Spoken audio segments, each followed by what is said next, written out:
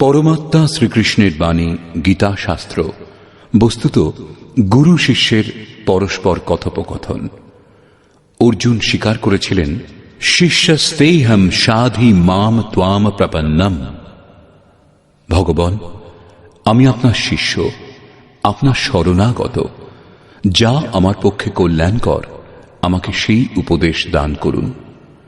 অতএব গীতা শাস্ত্র সম্বন্ধে বলার পূর্বে পরম গুরুদেবের পাদপদ্মে এই স্তুতি গুরুবন্দনা নিবেদন করা হয়েছে। ओम श्री सद्गुरुदेव भगवान की जय।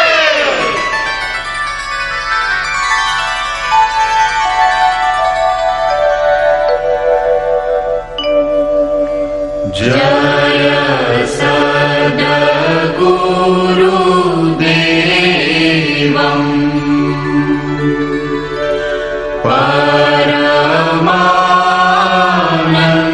परमानंदं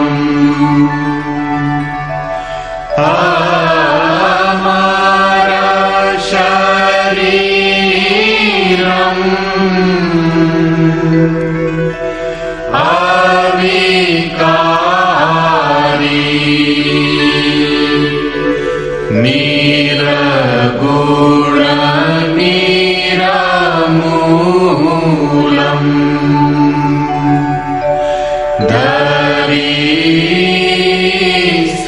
धरीस्थूलम्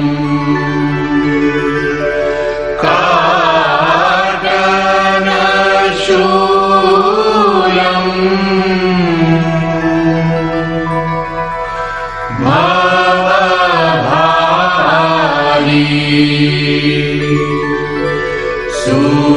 सूरत निज सोहम् कलिमल कोहम्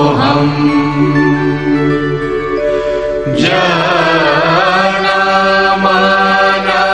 मोहन छवि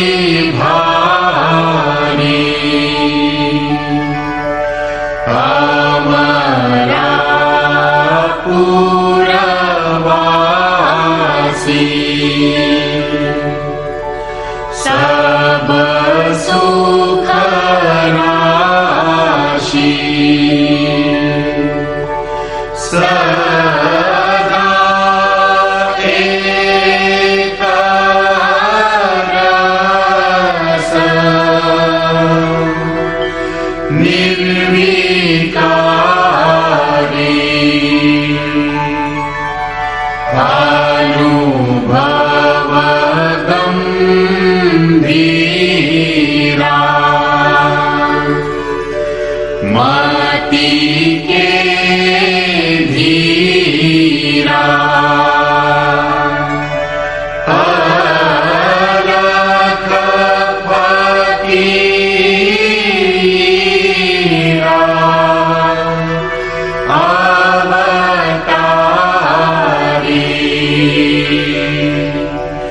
योगी अद्वैष्टा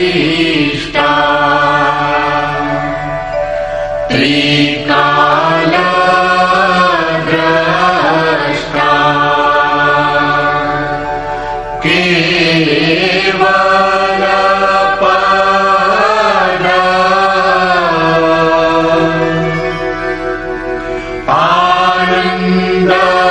आनंदकारी चित्रकूट ही आयो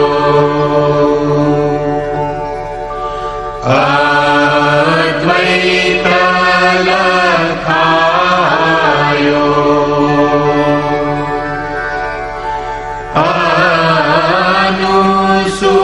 अनुसूया आसन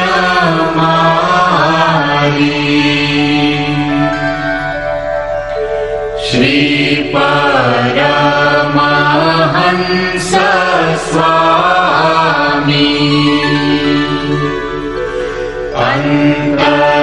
अंतर्यामी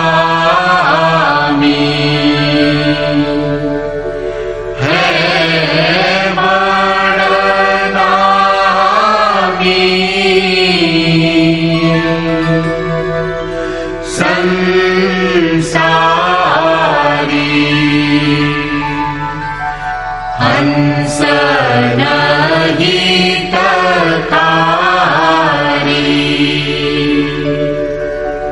जग पगुधारी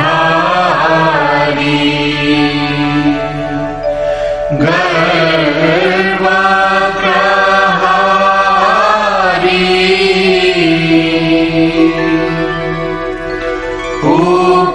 उपकारी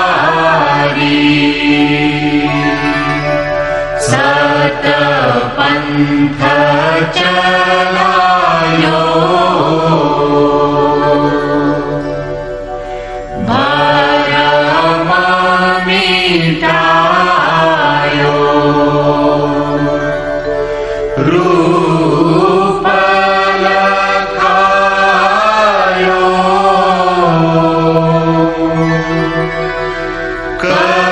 करतारी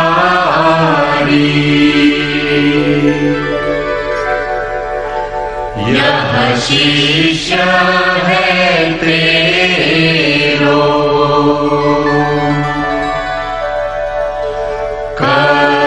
करतनी हो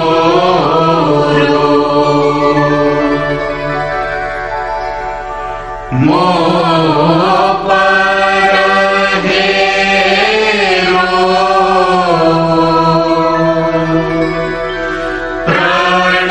प्राणधारी जय सद्गुरुदेवम्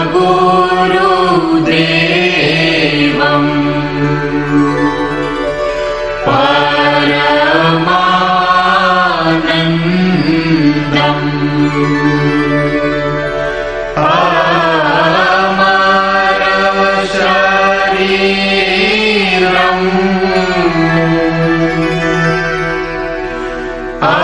अविकारी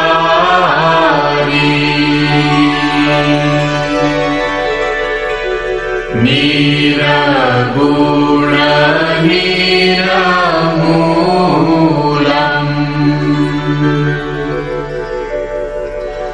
धरी स्थूलम्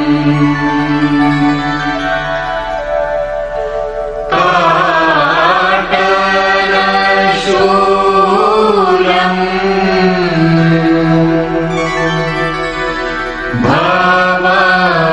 भवभारी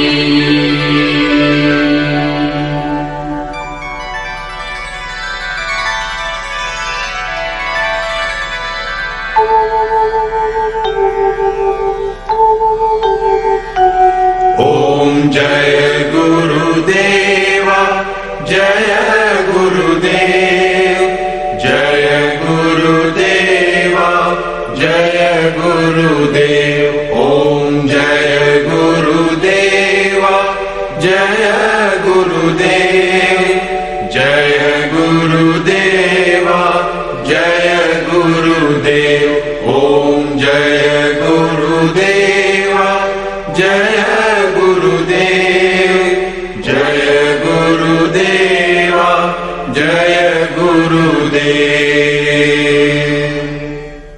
অমৃত অংশজাত ভ্রাতা ও ভগ্নীগণ, যে মহাপুরুষ সকল বেদ সংকলন, বেদান্ত প্রবর্তন, মহাভারত এবং ভাগবত রচনা করেছেন, তিনি যে গ্রন্থটিকে শাস্ত্র সংজ্ঞা দিয়েছেন তা হল ভগবান শ্রীকৃষ্ণ উক্ত গীতা। বর্তমানে বিভিন্ন ধরনের পূজা পদ্ধতি এবং পরস্পর বিরোধী সংগঠনগুলি ধর্মের নামে প্রচলিত, যদিও ধর্মের উদ্দেশ্যই হল একমাত্র পরমাত্মার অনুসন্ধান করা।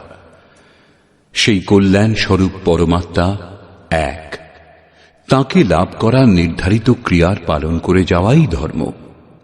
যখন একমাত্র পরমাত্মা বিদ্যমান, তাকে লাভ করার ক্রিয়াও একটাই, তাহলে এত মতান্তর কেন? এর সমাধান করার জন্য প্রকাশিত হল যথার্থ গীতার সারাংশ, গীতার দিব্যবাণী। ধর্মের সহজ স্বরূপ এবং ধর্মলাভের জন্য নির্ধারিত ক্রিয়ার ক্রমবদ্ধ এবং সম্পূর্ণভাবে বর্ণিত যোগেশ্বর শ্রীকৃষ্ণ উক্ত এই গীতা শাস্ত্র। বিশ্বের প্রত্যেক মহাপুরুষ সাধনা সম্বন্ধে যেটুকু বলেছেন সে সমস্তই এবং বহু গোপনীয় স্থিতি অবস্থার স্পষ্ট বর্ণনা শুধুমাত্র গীতা শাস্ত্রেই রয়েছে। গীতা সম্পূর্ণ মানব জাতির কল্যাণের নির্বিবাদ শাস্ত্র। মহাভারতে এই সংকেত দেওয়া হয়েছে যে যখন কৌরব ও পাণ্ডবগণের সেনা পরস্পরের সম্মুখীন হয়েছিল তখন সমস্ত নিশাচর কৌরবগণের অন্তরে এবং সমস্ত দেবতা পাণ্ডবগণের অন্তরে প্রবেশ করেছিলেন। এই বলে মহর্ষি ব্যাস স্পষ্ট করলেন যে গীতা শাস্ত্রের পাত্রগুলি হয় দেবতা না হয় অসুর। সকল পাত্রই এক একটি প্রতীক। অনাদিকাল ধরে প্রত্যেক ব্যক্তির অন্তরে দৈব এবং আসুরিক দুটি প্রবৃত্তি বিদ্যমান। দৈব শক্তির সাহায্যে মানুষ যখন আত্মস্বরূপের দিকে অগ্রসর হয় তখন কাম, ক্রোধ, রাগ, দেশ ইত্যাদি আসুরিক বৃত্তিগুলি বাধারূপে আক্রমণ করে। এগুলি অতিক্রম করে যাওয়াকেই বাস্তবিক যুদ্ধ বলে। অর্জুন শ্রেয় লাভের জন্য ব্যাকুল ছিলেন। তার দৃষ্টিতে শ্রেয় লাভের উপায় কুলধর্ম, পিণ্ডদান, বর্ণসংকর বর্জন, কুলক্ষয় থেকে রক্ষা পাওয়ার জন্য যুদ্ধ না করা ইত্যাদি ছিল। শুধুমাত্র এই শঙ্কাগুলির সমাধানের জন্য ভগবানকে 18 অধ্যায়ের গীতা শাস্ত্রের উপদেশ দান করতে হয়েছিল। অবশেষে জিজ্ঞাসা করেছিলেন, তোমার মোহ নাশ হয়েছে কি? অর্জুন স্বীকার করেছিলেন, ভগবান, আমার মোহ নাশ হয়েছে। এখন থেকে আমি সেইরূপ আচরণ করব যেরূপ ভগবান উপদেশ দান করেছেন। প্রকৃতপক্ষে এই সংশয় শুধু অর্জুনেরই ছিল তা নয়, এই সংশয় মানুষ মাত্রেরই যে হিতকর কোনটি, কোন উপায়ে শ্রেয় লাভ হবে। সেই জন্য স্ত্রী, পুরুষ, আবাল বৃদ্ধ বনিতা সকল মানুষের জন্য গীতা শাস্ত্রের 18টি অধ্যায়ের অনুশীলন এবং নিয়মিত পাঠ নিতান্ত আবশ্যক, যাতে ব্রহ্মবিদের স্মরণ অব্যাহত থাকে এবং শিশুদের অন্তরেও কল্যাণকর সংস্কারের সৃজন সম্ভব হয়। গীতা জ্ঞান লাভ না করে কোনো মানুষ ঈশ্বর লাভের পথে অগ্রসর হতে পারবে না। অক্ষয় সুখ, শাশ্বত শান্তি, ইহজগতে সমৃদ্ধি এমতো শঙ্কাগুলির সমাধানের জন্য গীতা শাস্ত্রের বাণী প্রচার করা হয়েছে। এই বাণী নিয়মিতভাবে শ্রবণ করে পরিজন এবং স্বজন সমুদয়কে সুসংস্কৃত করুন। বিশ্বের সকল দেশের অধিবাসীদের জন্য গীতা শাস্ত্র অমৃতবাহী। গীতা আপনার শাস্ত্র। এটা অত্যন্ত গৌরবের বিষয় যে 5000 বছরেরও বেশি অতিবাহিত হবার পর শ্রীকৃষ্ণের যথার্থ বাণী সম্বন্ধে আপনাকে অবগত করানো হচ্ছে। জন্ম জন্মান্তরের কুরীতিগ্রস্ত মনের আবিলতা দূর করে চিন্তনের প্রশস্ত পথে চলার জন্য যথার্থ গীতার এই দিব্য বাণী প্রাতঃকালে অবশ্যই পাঠ এবং শ্রবণ করুন। একমাত্র পরমাত্মাতে শ্রদ্ধা এবং সমর্পণের সংবাদবাহক গীতা শাস্ত্র সকলকে পবিত্র করার জন্য উন্মুক্তভাবে আহ্বান করেছে। বিশ্বের যে কোনো স্থানের নিবাসী, ধনী অথবা গরিব, কুলীন বা আদিবাসী, পুণ্যাত্মা এবং পাপী, স্ত্রী এবং পুরুষ, সদাচারী এবং অত্যন্ত দুরাচারী সবারই গীতায় প্রবেশের অধিকার রয়েছে। বিশেষ করে পাপীদেরই উদ্ধারের সুগম পথের নির্দেশ দিয়েছে গীতা শাস্ত্র। পুণ্যাত্মাগণ তো সবসময়ই ভজনা করেন। নিবেদিত হল সেই গীতা শাস্ত্রের অদ্বিতীয় ব্যাখ্যা, যথার্থ গীতার দিব্য সন্দেশ।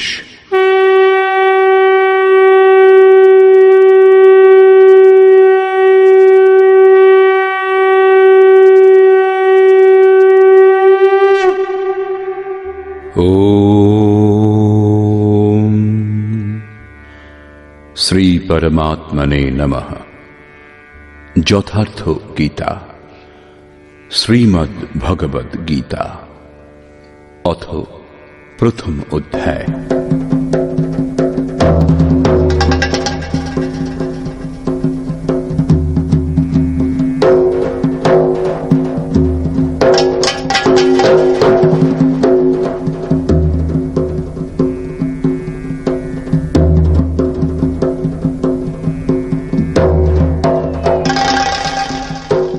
ধৃতরাষ্ট্র উবাচ।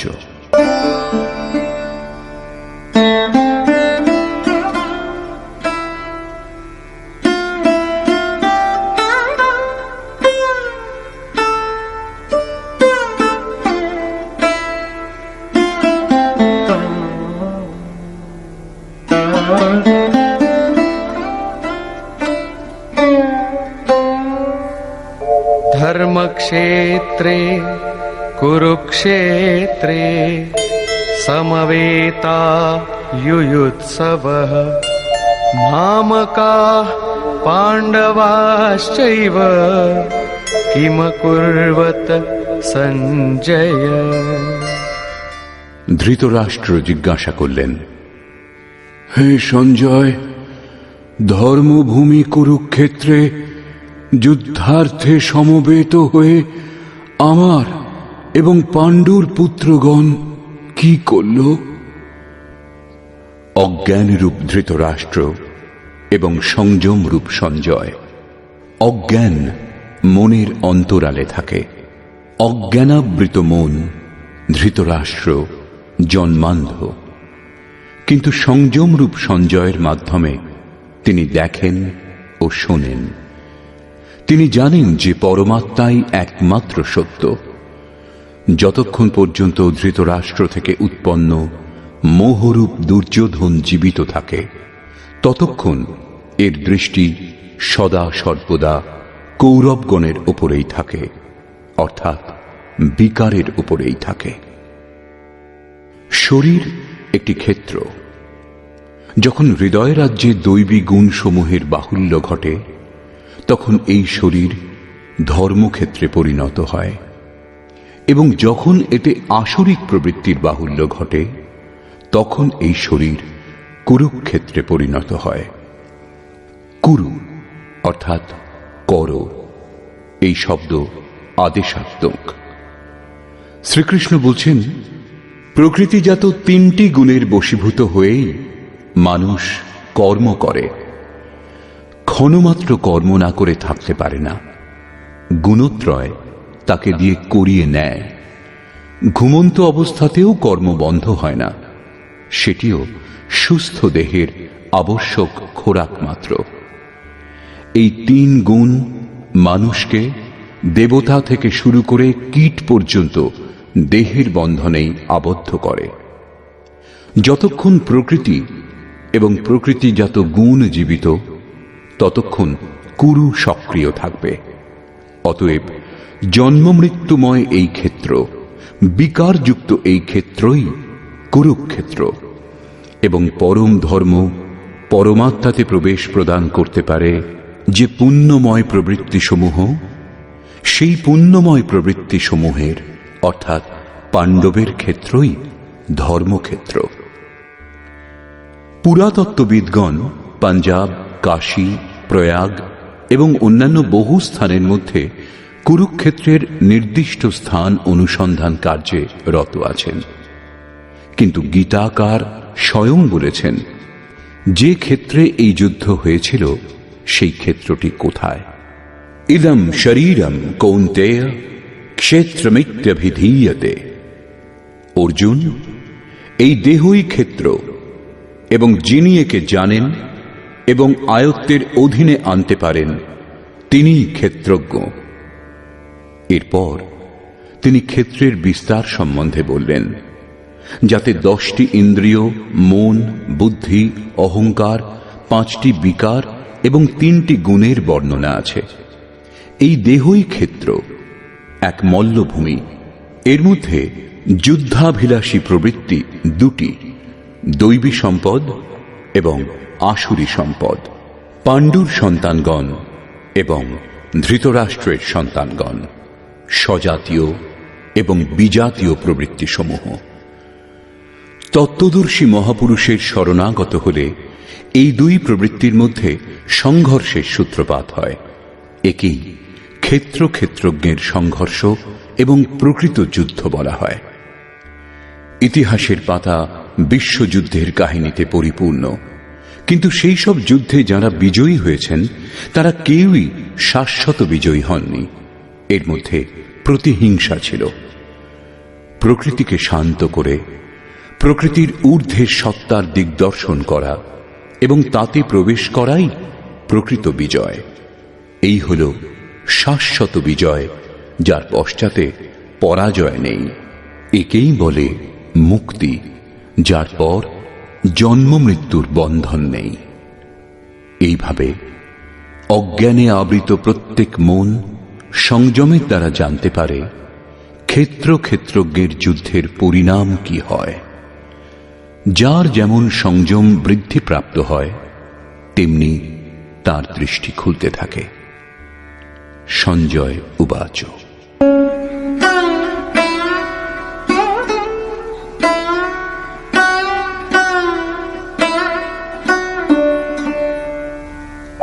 दृष्ट्वा तु पाण्डवानीकम्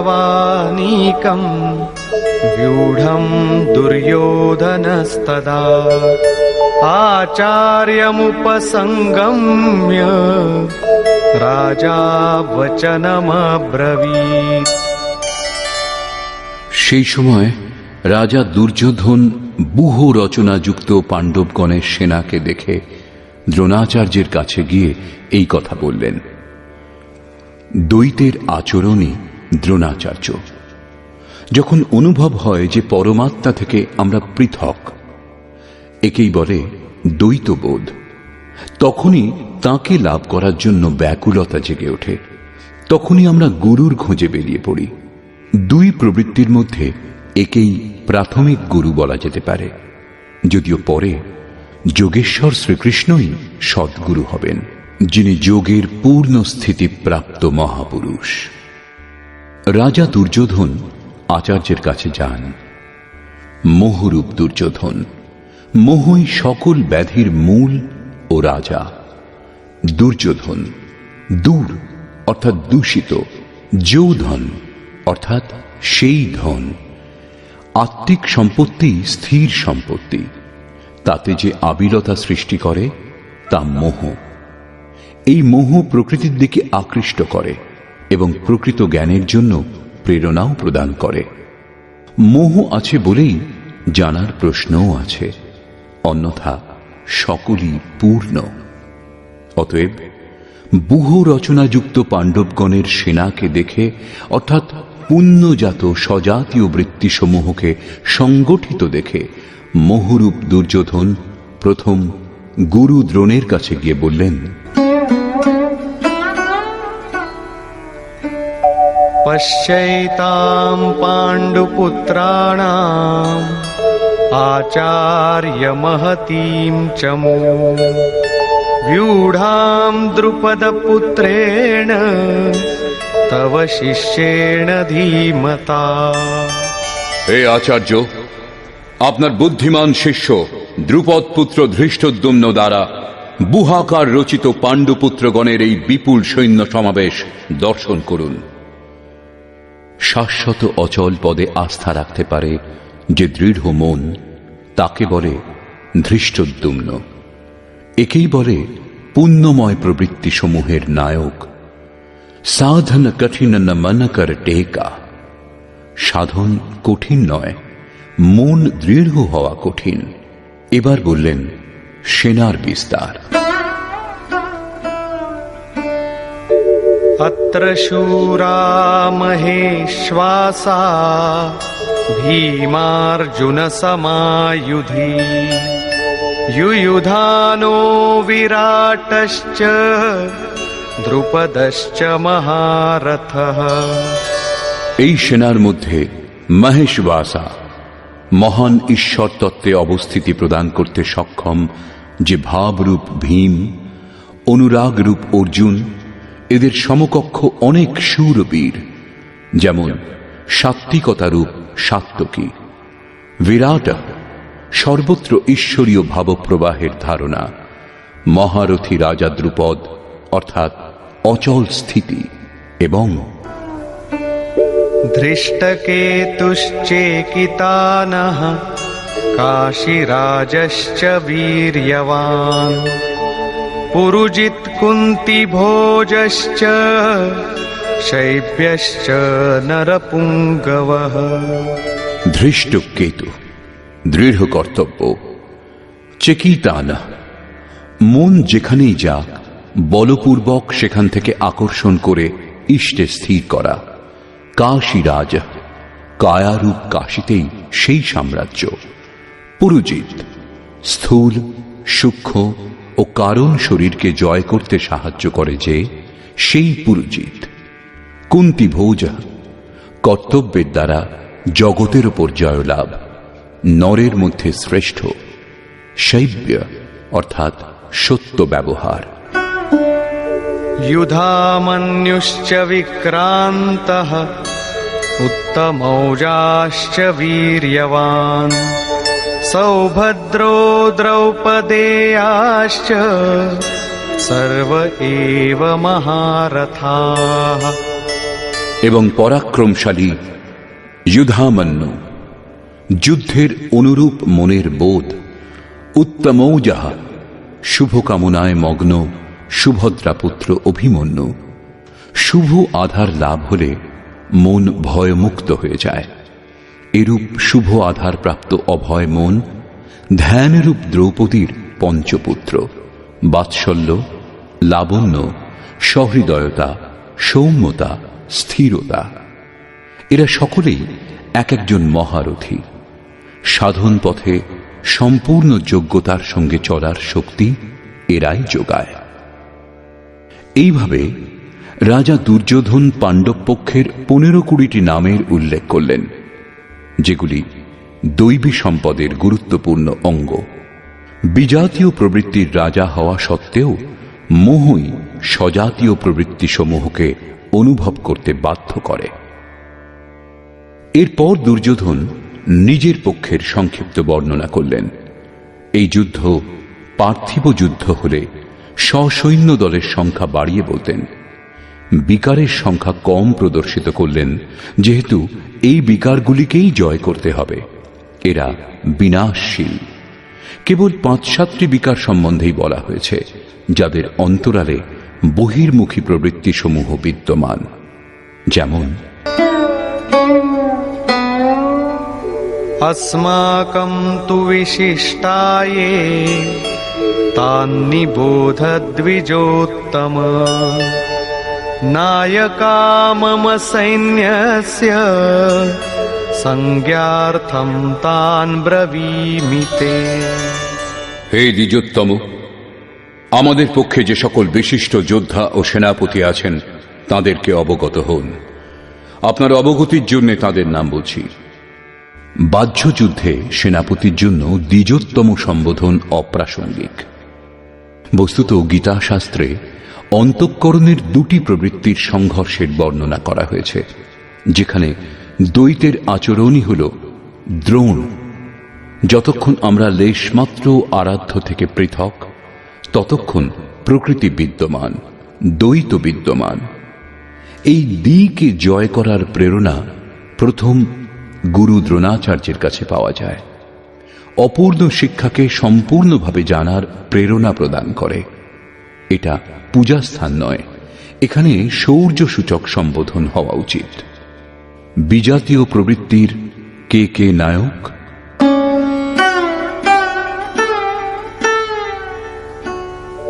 भवान् भीष्मश्च कर्णश्च कृपश्च समितिञ्जयः अश्वत्थामा विकर्णश्च सौमदत्तिस्तथैव च। একজন স্বয়ং আপনি, অর্থাৎ দ্বৈতের আচরণ রূপ দ্রোণাচার্য। ভ্রমরূপ পিতামহ ভীষ্মও আছেন। এই বিকারসমূহ ভ্রম থেকে উৎপন্ন হয়, শেষ পর্যন্ত জীবিত থাকে। তাই পিতামহ সম্পূর্ণ সেনার মৃত্যুর পরেও জীবিত ছিলেন। শরশয্যায় অচৈতন্য অবস্থাতে ছিলেন, তবুও জীবিত ছিলেন। একেই বলে ভ্রমরূপ ভীষ্ম। ভ্রম শেষ পর্যন্ত বেঁচে থাকে। এইরূপ বিজাতীয় কর্মরূপ কর্ণ এবং সংগ্রাম বিজয়ী কৃপাচার্য। সাধন অবস্থায় সাধক অন্যের প্রতি যে কৃপার আচরণ করেন, সেই কৃপাকেই কৃপাচার্য বলে। ভগবান কৃপাধাম এবং ঈশ্বর প্রাপ্তির পর মহাপুরুষের স্বরূপও তদ্রূপ। কিন্তু সাধন অবস্থায় যতক্ষণ সাধক ও পরমাত্মা পৃথক, বিজাতীয় প্রবৃত্তিগুলি সক্রিয় এবং মোহ আচ্ছাদিত। এইরূপ পরিস্থিতিতে সাধক যদি কৃপার আচরণ করেন, তবে তিনি নষ্ট ভ্রষ্ট হয়ে যান। সীতা দয়া করেছিলেন, তার পরিবর্তে তাকে কিছুকাল লঙ্কায় প্রায়শ্চিত্ত করতে হয়েছিল। বিশ্বামিত্র দয়া করেছিলেন, তাই পতিত হয়েছিলেন। যোগসূত্রকার মহর্ষি পতঞ্জলিও এই কথাই বলেছেন, তে সমাধা উপসর্গা ব্যুত্থানে সিদ্ধয়া, অর্থাৎ ব্যুত্থানকালে যোগলব্ধ শক্তি প্রকট হয়। প্রকৃতপক্ষে সেগুলি সিদ্ধাই, কিন্তু কৈবল্য প্রাপ্তির পথে এই সিদ্ধাই তত বড়ই বাধা যতটা কাম, ক্রোধ, লোভ, মোহ প্রভৃতি। গোস্বামী তুলসীদাসেরও সেই একই নির্ণয়। ছোরত গ্রন্থি জানি খগরায়া, বিঘ্ন অনেক করই তব মায়া, ঋদ্ধি সিদ্ধি প্রেরই বহু ভাই, বুদ্ধি লোভ দিখাবহি আই। মায়া অনেক বিঘ্ন সৃষ্টি করে, শক্তি প্রদান করে, এমনকি সিদ্ধে পরিণত করে। এইরূপ সিদ্ধ সাধক যদি পাশ দিয়ে শুধু হেঁটে যান, তাহলে মরণাপন্ন রোগীও বেঁচে ওঠে। সেই রোগী যদিও সুস্থ হয়ে ওঠে, কিন্তু সাধক যদি সেটা নিজের অবদান বলে মনে করেন, তাহলে তিনি নিশ্চয়ই নষ্ট ভ্রষ্ট হয়ে যাবেন। একজন রোগীর স্থানে হাজার হাজার রোগী তাকে ঘিরে ধরবে এবং ভজন চিন্তনের ক্রম অবরুদ্ধ হয়ে যাবে। পথভ্রান্ত হতে হতে প্রকৃতির বাহুল্য হবে। যদি লক্ষ্য দূরে এবং সাধক কৃপা করেন, তবে কৃপার একার আচরণই সমিতিঞ্জয়, অর্থাৎ সমস্ত সেনাবাহিনীকে জয় করবে। এই কারণে যতক্ষণ সাধক পূর্ণতা লাভ না করছেন, ততক্ষণ এই সব থেকে সাবধান থাকা দরকার। দয়া বিনু সন্ত কসাই, দয়া করি তো আফত আই, অর্থাৎ দয়া না করলে সাধু ব্যক্তি কসাইয়ের সমতুল্য, আর দয়া প্রদর্শন করলেও অধঃপতনের সম্ভাবনা। এইরূপ আসক্তিরূপ অশ্বত্থামা। জগতের অর্থাৎ জাগতিক যে কোনো বস্তুর প্রতি আকর্ষণকেই আসক্তি বলে। দ্বৈতের আচরণই দ্রোণাচার্য। এই দ্বৈতই আসক্তির জন্মদাতা। শস্ত্রধারী অবস্থাতে আচার্য দ্রোণকে বধ করা সম্ভব ছিল না, তিনি অজেয় ছিলেন। ভগবান শ্রীকৃষ্ণ বলেছিলেন, কৌরব পক্ষের একটি হাতির নাম অশ্বত্থামা। ভীম সেই হাতিটিকে হত্যা করেছে। অশ্বত্থামা মারা গিয়েছে, এইরূপ ঘোষণা করুন। এই অপ্রিয় ঘটনার কথা শুনে আচার্য মর্মাহত হয়ে শিথিল হয়ে যাবেন। সেটাই তাকে বধ করার উপযুক্ত সময়। ভীম হাতিটিকে বধ করে হত্যা করে প্রচার করেছিলেন, অশ্বত্থামা মারা গিয়েছে। আচার্য দ্রোণ ভেবেছিলেন তার পুত্র অশ্বত্থামা মারা গিয়েছে। তিনি শোকে মুহ্যমান হয়ে পড়েছিলেন। ধনুক তার হাত থেকে পড়ে গিয়েছিল। তিনি হতাশ, নিশ্চেষ্ট হয়ে যুদ্ধভূমিতে বসে পড়েছিলেন। সেই মুহূর্তে তাকে বধ করা হয়েছিল। পুত্রের প্রতি অত্যধিক আসক্তি তার মৃত্যুর কারণ হয়ে দাঁড়িয়েছিল। অশ্বত্থামা দীর্ঘজীবী ছিলেন। নিবৃত্তির শেষ মুহূর্ত পর্যন্ত বাধা দেয়, তাই একে অমর বলা হয়েছে। বিকল্পরূপ বিকর্ণ। সাধনার উন্নত অবস্থাতে মনে কিছু অসাধারণ কল্পনার উদয় হয়। মনে সংকল্প বিকল্প জাগে যে স্বরূপ লাভের পর ভগবানের তরফ থেকে কিরূপ সিদ্ধাই, কিরূপ অলৌকিক শক্তি প্রদান করা হবে। সাধক ঈশ্বর চিন্তনের পরিবর্তে ঈশ্বরের ঐশ্বর্যের চিন্তা করতে শুরু করেন, যদিও সাধকের উচিত একাগ্র হয়ে কর্ম করে যাওয়া। ফললাভের কামনা করা উচিত নয়, কিন্তু যখন তিনি সিদ্ধায় অর্থাৎ যোগলব্ধ শক্তির কামনা করতে শুরু করেন, তখন এইরূপ মনোভাব অর্থাৎ বিকল্পকেই বিকর্ণ বলে। এই কল্পনাগুলি অসাধারণ, কিন্তু সাধনাতে ভয়ঙ্করভাবে বাধা দেয়। ভ্রম উৎপাদক সাহসী হল ভূরিশ্রবা। সাধনা স্তর উন্নত হলে সকলেই সাধকের প্রশংসা করতে শুরু করেন, বলে ইনি মহাত্মা, ইনি সিদ্ধ পুরুষ, দিব্য গুণের অধিকারী। তার সমক্ষে লোকপালও বিনীত হয়ে যান। এমন ব্যবহার এবং প্রশংসা দ্বারা সাধক আনন্দের আতিশয্যে পথহারা হন। এইরূপ শ্বাসকেই ভূরিশ্রবা বলা হয়। পূজ্য গুরুদেব বলতেন, সমাজ যদি পুষ্পবৃষ্টি করে, প্রশংসা করে, বিশ্ববন্দ জগৎগুরু বলে, তোমার তাতে কিছু লাভ হবে না, শুধু কান্নাকাটি করতে থাকবে। কিন্তু যদি ভগবান তোমাকে সাধুর আখ্যা দেন, তবে সর্বস্ব লাভ করবে। সমাজ বলুক অথবা নাই বলুক, তুমি সর্বস্ব লাভ করবে। এইরূপ প্রশংসাতে অভিভূত হওয়াকেই ভ্রম উৎপাদক শ্বাস অর্থাৎ ভূরিশ্রবা বলে। অত্যধিক প্রশংসার ফলে সাধনার হ্রাস হয়। অতএব ভ্রম উৎপাদক শ্বাসই হল ভূরিশ্রবা।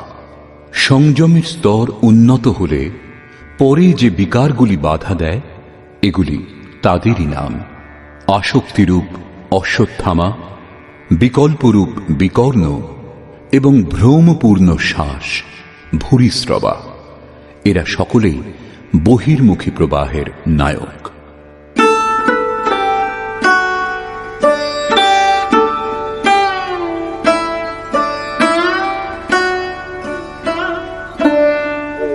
अन्ये च बहवः शूराः मदर्थे त्यक्तजीविताः नानाशस्त्रप्रहरणाः सर्वे युद्धविशारदाः। আমার জন্য প্রাণ দান করতে কৃত সংকল্প অন্যান্য অনেক শূরবীর অস্ত্রে শস্ত্রে সজ্জিত হয়েছেন। সকলেই আমার জন্য প্রাণ দান করতে সংকল্পবদ্ধ, কিন্তু এদের কোনো নির্দিষ্ট সংখ্যা পরিগণিত হয়নি।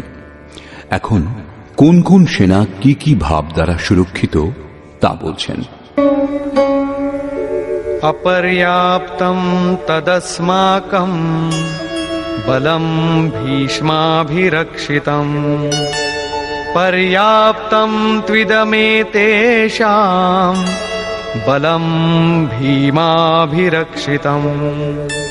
ভীষ্ম দ্বারা সুরক্ষিত আমাদের সেনা সর্বপ্রকারে অজেয়, কিন্তু ভীম দ্বারা পরিচালিত পাণ্ডবগণের সেনা জয় করা সহজ।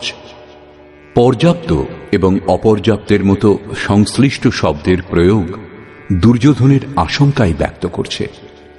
অতএব দেখতে হবে যে ভীষ্ম কোন সত্তা যার উপর কৌরব সেনা নির্ভরশীল, এবং ভীম কোন সত্তা যার উপর অর্থাৎ যে দৈবী সম্পদের উপর সম্পূর্ণ পাণ্ডব নির্ভরশীল। দুর্যোধন এবার নিজের সুব্যবস্থার জন্য নির্দেশ দিলেন। अयनेषु च सर्वेषु यथा भागमवस्थिताः भीष्ममेवाभिरक्षन्तु भवन्तः सर्व एव हि।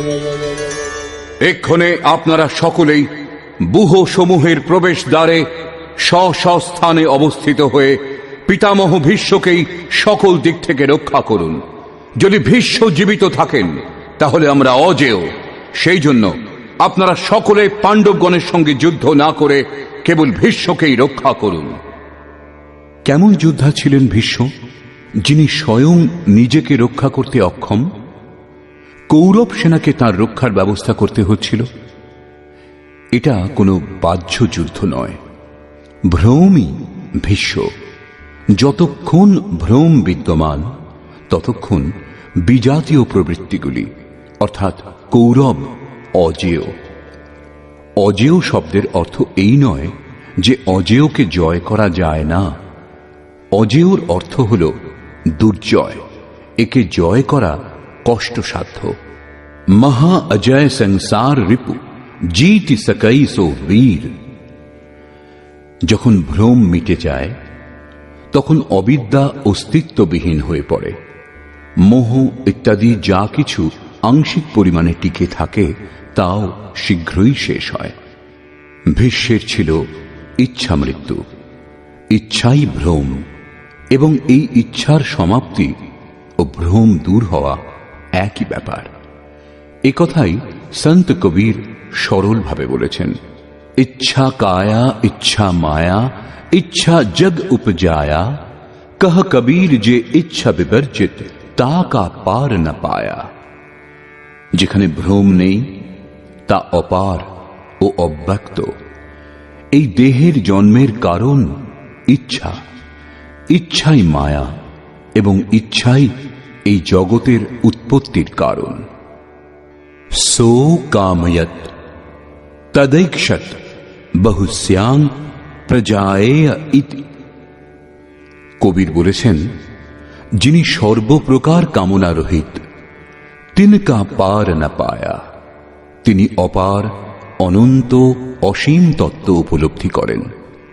यो कामो निष्काम आप्तकाम आत्मकामो न तस्य प्राणा उत्क्रामन्ति ब्रह्मैव सन् ब्रह्मप्येति।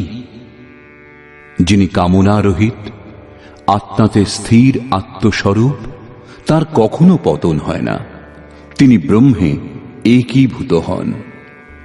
সাধনের আরম্ভে ইচ্ছাগুলি অনন্ত হয়। এই অনন্ত ইচ্ছার শেষ হতে হতে অবশেষে পরমাত্মা প্রাপ্তির শেষ ইচ্ছা বাকি থাকে। যখন এই ইচ্ছাও পূর্ণ হয় তখন ইচ্ছার বিলুপ্তি ঘটে।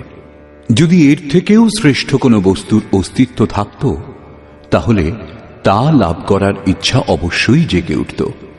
যখন এর চেয়ে শ্রেষ্ঠ কিছু নেই তখন ইচ্ছাও সমূলে বিনষ্ট হয়, এবং ইচ্ছার বিলুপ্তির সঙ্গে সঙ্গে ভ্রম ও নাশ হয়। একেই ভীষ্মের ইচ্ছা মৃত্যু বলে। এইভাবে ভীষ্ম দ্বারা সুরক্ষিত আমাদের সেনা সর্বপ্রকারে অজেয়। যতক্ষণ ভ্রম দূর না হয় ততক্ষণ অবিদ্যা সক্রিয় থাকে।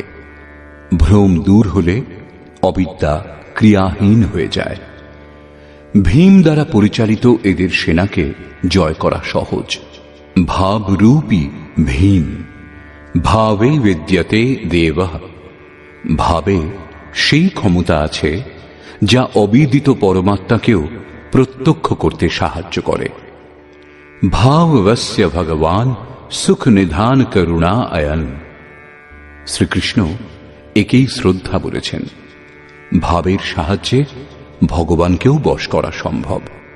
এর দ্বারাই পুণ্যময় প্রবৃত্তিসমূহের বিকাশ হয়। এই ভাব পুণ্যের সংরক্ষক এবং এত বলবান যে পরম দেব পরমাত্মাকেও গোচরে এনে দেয়। অন্যদিকে অতি কোমলও। আজকের ভাব কাল অভাবে বদলাতে দেরি লাগে না। আজ আপনি বলছেন যে মহারাজজি খুব ভালো, কাল হয়তো বলবেন না, আমি দেখেছি মহারাজজি ক্ষীর খান। ঘাস পাত যে খাত হ্যাঁ তিনহি সতাওই কাম, দুধ মালাই খাত যে তিন কি জানে রাম। অর্থাৎ তৃণভোজীদেরও কাম তাড়না দেয়। যারা দুধ মালাই খান ঈশ্বর তাদেরই স্মরণ দেন। ইষ্টের আচরণে লেশমাত্র ত্রুটি বোধ হলে ভাব টলে ওঠে। পুণ্যময় প্রবৃত্তিসমূহ বিচলিত হয়। ইষ্টের সঙ্গে যে সম্বন্ধ তা ছিন্ন হয়। তাই ভীম দ্বারা রক্ষিত তাদের সেনা জয় করা সহজ। মহর্ষি পতঞ্জলিরও সেই একই নির্ণয়। স তু দীর্ঘকাল নৈরন্তর্য সৎকারা সেবিতো দৃঢ়ভূমি। অর্থাৎ দীর্ঘকাল পর্যন্ত নিরন্তর শ্রদ্ধা ভক্তিপূর্বক সাধন করে গেলেই অভ্যাস দৃঢ় হয়।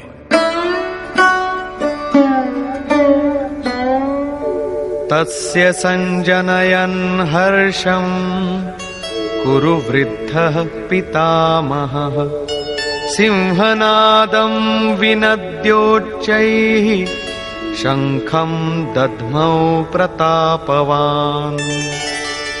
এই প্রকার সকলেই নিজেদের শক্তি নির্ণয় করে শঙ্খধ্বনি করলেন। এই শঙ্খধ্বনি হল পাত্রের পরাক্রমের ঘোষণা। যুদ্ধ জয়ের পর কোন পাত্র আপনাকে কি দেবে? কৌরবগণের মধ্যে বৃদ্ধ প্রতাপবান ভীষ্ম দুর্যোধনের হৃদয়ে হর্ষ উৎপন্ন করে উচ্চৈঃস্বরে সিংহনাদের সমান ভয়প্রদ শঙ্খ বাজালেন। সিংহ প্রকৃতির ভয়াবহ দিকের প্রতীক। ঘোর জঙ্গলের নীরব স্থানে নির্জনে সিংহের গর্জন যদি কানে আসে, তাহলে দেহের লোম খাড়া হয়ে যাবে, ভয়ে হৃদয় কাঁপতে শুরু করবে, যদিও সিংহ থেকে আপনি বহু দূরে। ভয় প্রকৃতিজাত, পরমাত্মায় তার স্থান নেই, কারণ পরমাত্মা অভয় সত্তা। ভ্রমরূপ ভীষ্ম বিজয়ী হলে প্রকৃতির যে ভয়ারণ্যের মধ্যে আপনি আছেন, তার থেকেও ভয়ঙ্কর ভয়ের আবরণ আপনাকে ঢেকে ফেলবে। ভয়ের আরো একটি স্তর বৃদ্ধি পাবে, ভয়ের আবরণ আরো ঘন হয়ে উঠবে। এছাড়া ভ্রম আর কিছু দিতে পারে না।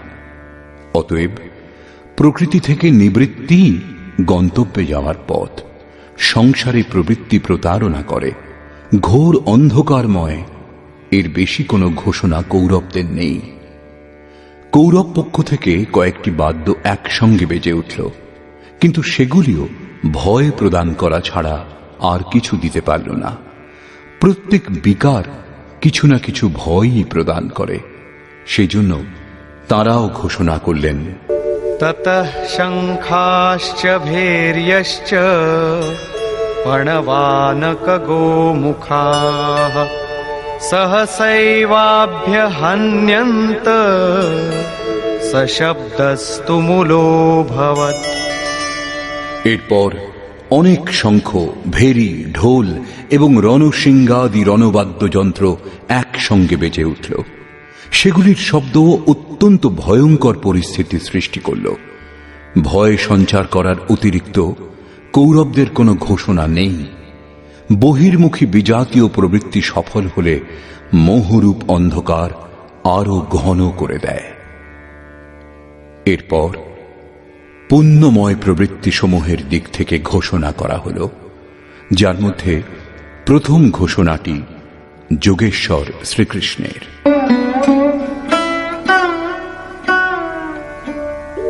ततः श्वेतैर्हयैर्युक्ते महती स्यन्दने स्थितौ माधवः पाण्डवश्चैव दिव्यौ शङ्खौ प्रदध्मतु।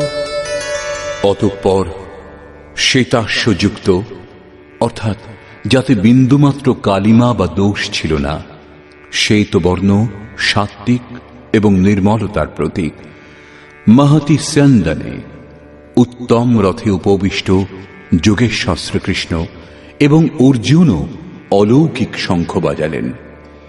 অলৌকিকের অর্থ লোকাতীত। মৃত্যুলোক, দেবলোক, ব্রহ্মলোক, জন্ম মৃত্যুর ভয় যত দূর পর্যন্ত, সেই সমস্ত লোকের অতীত পারলৌকিক, পারমার্থিক স্থিতি প্রদান করার ঘোষণা যোগেশ্বর শ্রীকৃষ্ণ করলেন। সোনা, রূপ অথবা কাঠের রথ ছিল না, সেই রথ অলৌকিক ছিল, সেই শঙ্খ অলৌকিক ছিল। অতএব ঘোষণাও অলৌকিক। একমাত্র ব্রহ্মলোক সমস্ত লোকের ঊর্ধ্বে স্থিত। সরাসরি ব্রহ্মলোকের সঙ্গে সম্পর্ক স্থাপন করাবার ঘোষণা করলেন। কি রূপে তিনি এই স্থিতি প্রদান করবেন? पाञ्चजन्यं ऋषिकेशो देवदत्तं धनञ्जयः पौण्ड्रं दध्मौ महाशङ्खं भीमकर्मावृकोदरः।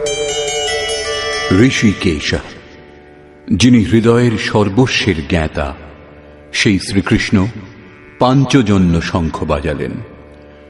পাঁচটি জ্ঞানেন্দ্রিয়কে অর্থাৎ শব্দ, স্পর্শ, রূপ, রস, গন্ধ, পঞ্চতন্মাত্রার রসে জড়িয়ে স্বজন অর্থাৎ ভক্তের শ্রেণীতে দাঁড় করাবার ঘোষণা করলেন। ভয়ঙ্করভাবে ভ্রান্ত ইন্দ্রিয় সমূহকে সংযত করে সেবকের শ্রেণীতে দাঁড় করানো হৃদয়ের প্রেরক সদ্গুরুর কৃপা। শ্রীকৃষ্ণ যোগেশ্বর সদ্গুরু ছিলেন। শিষ্যস্তেহং, ভগবান আমি আপনার শিষ্য।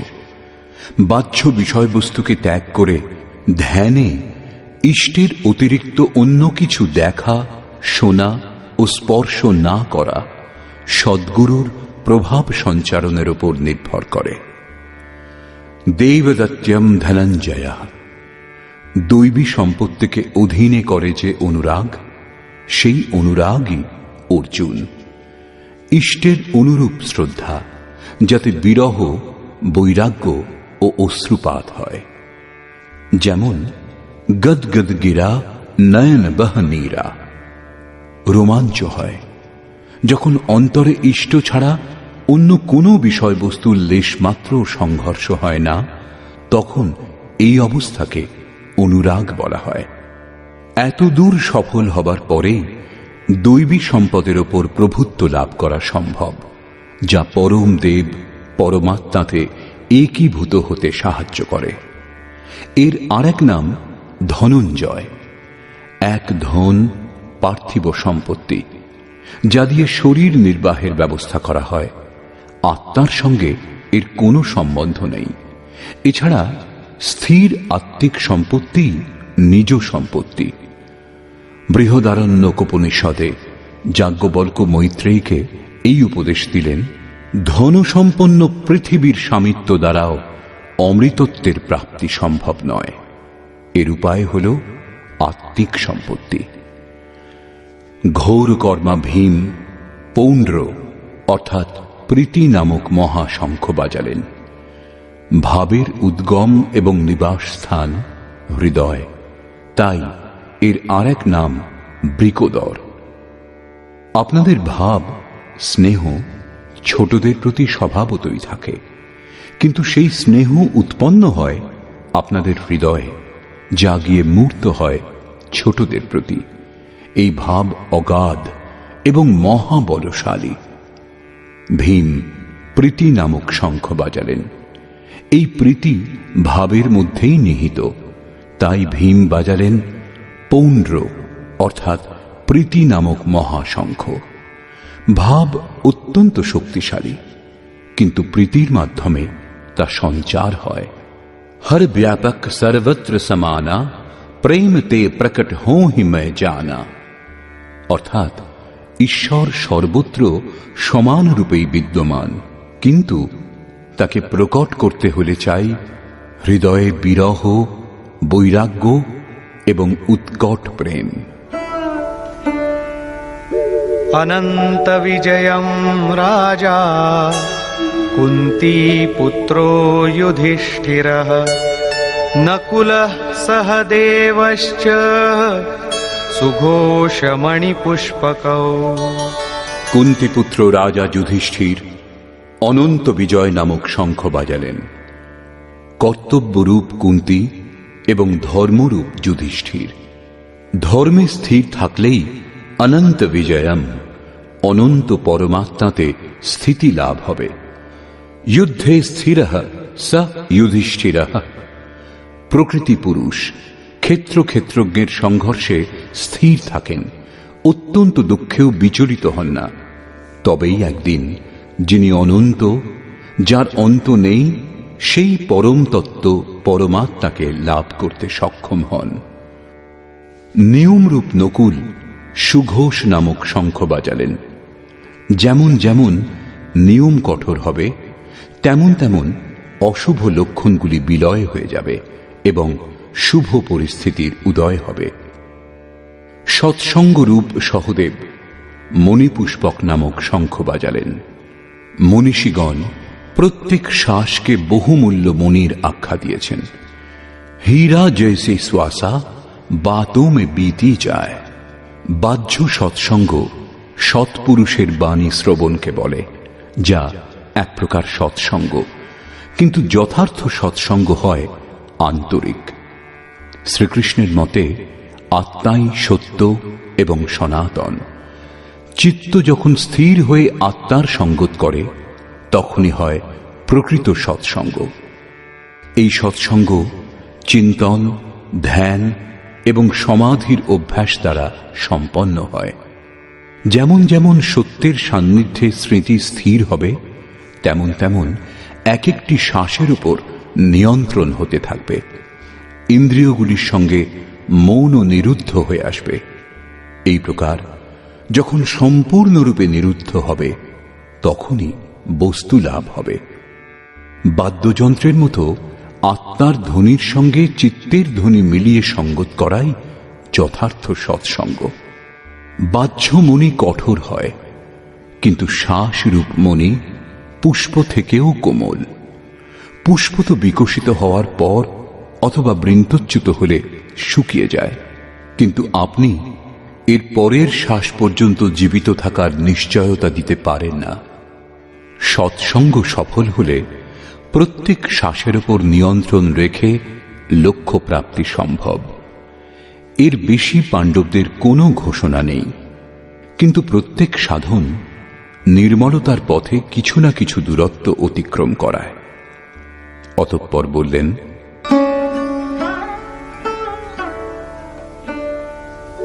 काश्यश्च परमेश्वासः शिखण्डी च महारथः धृष्टद्युम्नो विराटश्च सात्यकिश्चापराजितः। কায়ারূপ কাশী। পুরুষ যখন চারিদিক থেকে মন ও ইন্দ্রিয় সমূহকে সংযত করে কায়াতেই কেন্দ্রিত করেন, তখন পরমেশ্ববাসঃ পরম ঈশে বাস করার অধিকারী হন। পরম ঈশ্বর তত্ত্বে অবস্থান দিতে সক্ষম কায়াকেই কাশী বলে। কায়াতেই পরম ঈশ্বরের নিবাস।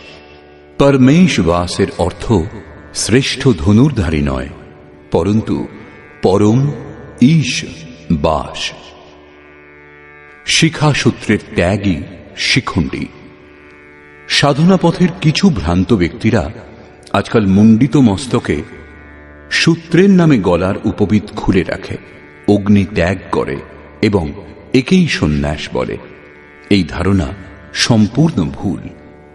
বস্তুত শিখা লক্ষ্যের প্রতীক, যেখানে আপনাকে পৌঁছতে হবে, এবং সূত্র সংস্কারের প্রতীক। যতক্ষণ পরমাত্মার প্রাপ্তি না হয় ততক্ষণ সংস্কারের সূত্রপাত হতেই থাকে। ততক্ষণ ত্যাগ কোথায়? কি প্রকার সন্ন্যাস? এখনো তো তিনি পথিক। যখন প্রাপ্য বস্তুর প্রাপ্তি হয়, পূর্বে সমস্ত সংস্কারের সূত্র ছিন্ন হয়, এইরূপ অবস্থাতে সম্পূর্ণরূপে ভ্রম মিটে যায়। সেই জন্যই শিখণ্ডী ভ্রমরূপে ভীষ্মের বিনাশ করে। শিখণ্ডী চিন্তন পথের বিশিষ্ট যোগ্যতারূপ মহারথীকে বলে। ধৃষ্টদ্যুম্ন দৃঢ় ও অচল মন এবং বিরাট, সর্বত্র বিরাট ঈশ্বরের প্রসার দেখার ক্ষমতা, এইসবই হল দৈব সম্পদের প্রমুখ গুণ। সাত্ত্বিক, তাই সাত্ত্বিকী। সত্য চিন্তনের প্রবৃত্তি, অর্থাৎ যদি সাত্ত্বিকতা বিদ্যমান থাকে তাহলে আর পতনের সম্ভাবনা থাকে না। এই সংঘর্ষে পরাজয় হতে দেয় না। দ্রুপদো দ্রৌপদেয়াশ্চ সর্বশঃ পৃথিবীপতে সৌভদ্রশ্চ মহাবাহুঃ শঙ্খান দধ্মুঃ পৃথক পৃথক। অচল পদে প্রতিষ্ঠাদাতা দ্রুপদ এবং ধ্যানরূপ দ্রৌপদীর পঞ্চপুত্র সহৃদয়তা, বাৎসল্য, লাবণ্য, সৌম্যতা এবং স্থিরতা। এরা সাধন পথের শ্রেষ্ঠ সহায়ক মহারথী এবং দীর্ঘ বাহুযুক্ত অভিমন্যু। এরা সকলেই পৃথক পৃথক শঙ্খ বাজালেন। বাহু কার্যক্ষেত্রের প্রতীক। মন যখন ভয়মুক্ত হয় তখন তার শক্তি বহু দূর পর্যন্ত প্রসার লাভ করে। হে রাজন, এরা সকলেই পৃথক পৃথক শঙ্খ বাজালেন। কিছু কিছু দূরত্ব সকলেই অতিক্রম করান। এদের পালন আবশ্যক, তাই এদের নাম উল্লেখ করা হয়েছে। এছাড়া কিছু দূরত্ব যেটুকু বাকি থাকে তা মন ও বুদ্ধির অতীত। ভগবান স্বয়ং অন্তঃকরণে জাগ্রত হয়ে তা অতিক্রম করান, দৃষ্টিরূপে আত্মার রথী হয়ে যান এবং সম্মুখে দণ্ডায়মান হয়ে নিজের পরিচয় দেন।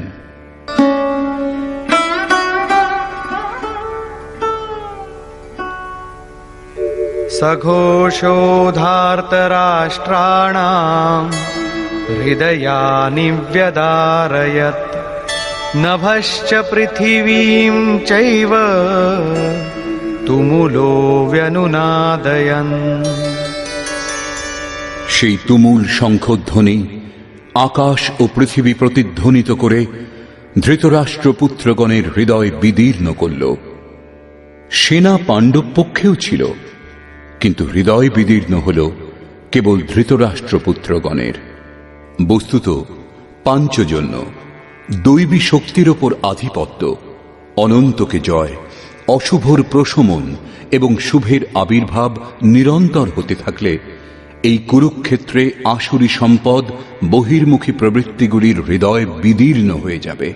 তাদের বল ক্রমশ ক্ষীণ হতে থাকবে।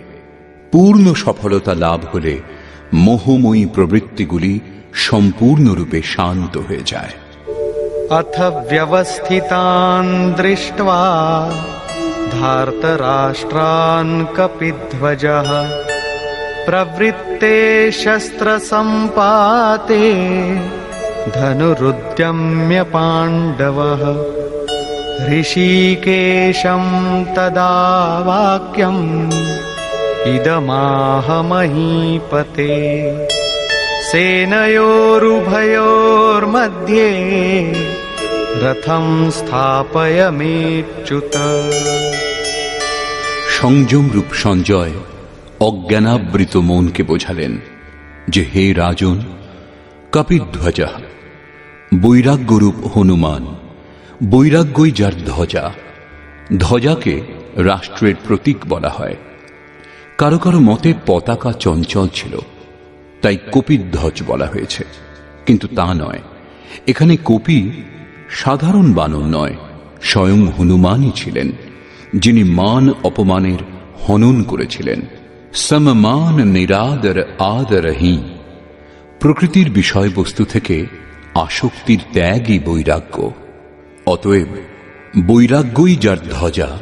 সেই অর্জুন ব্যবস্থিত রূপে ধৃতরাষ্ট্রের পুত্রগণকে দাঁড়িয়ে থাকতে দেখে শস্ত্র চালনার মুহূর্তে ধনুক তুলে ঋষিকেশম, যিনি হৃদয়ের সর্বস্বের জ্ঞাতা, সেই যোগেশ্বর শ্রীকৃষ্ণকে বললেন, হে অচ্যুত, অর্থাৎ যিনি কখনো চ্যুত হন না, আমার রথ উভয় সেনার মধ্যে স্থাপন করুন। এখানে সারথীকে আদেশ দেওয়া নয়, ইষ্টের অর্থাৎ সদ্গুরুর প্রতি অনুরোধ করা হয়েছে। কেন স্থাপন করবেন?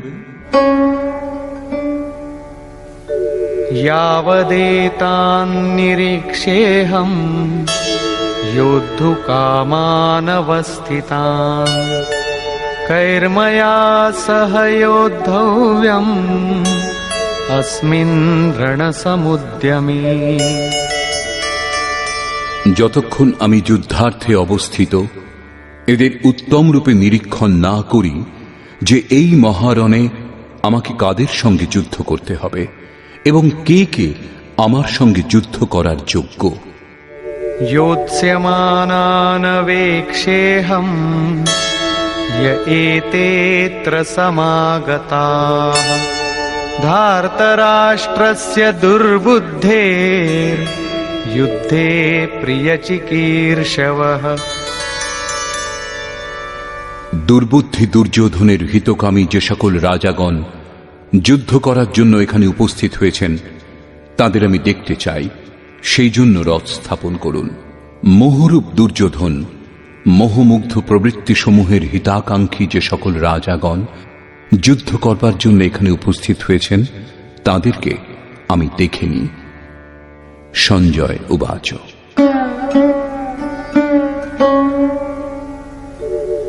एवमुक्तो ऋषिकेशो गुडाकेशेन भारत सेनयोरुभयोर्मध्ये स्थापयित्वा रथोत्तमम् भीष्मद्रोणप्रमुखतः सर्वेषां च महीक्षिताम् उवाच पार्थ पश्यैतान् সমবেতান কুরু নীতি। সঞ্জয় বললেন, নিদ্রাজয়ী অর্জুনের এইরূপ বলার পর ভগবান শ্রীকৃষ্ণ, যিনি হৃদয়ের জ্ঞাতা, তিনি উভয় সেনার মধ্যে এবং ভীষ্ম, দ্রোণ ও মহীক্ষিতাম দেহরূপ পৃথিবীকে অধিকার করেছেন যে রাজাগণ, সেই সকল রাজাগণের সম্মুখে উত্তম রথ স্থাপন করে বললেন, হে পার্থ, সমবেত কৌরবগণকে অবলোকন করো। এখানে উত্তম রথের অর্থ সোনার উপর নির্মিত রথ নয়।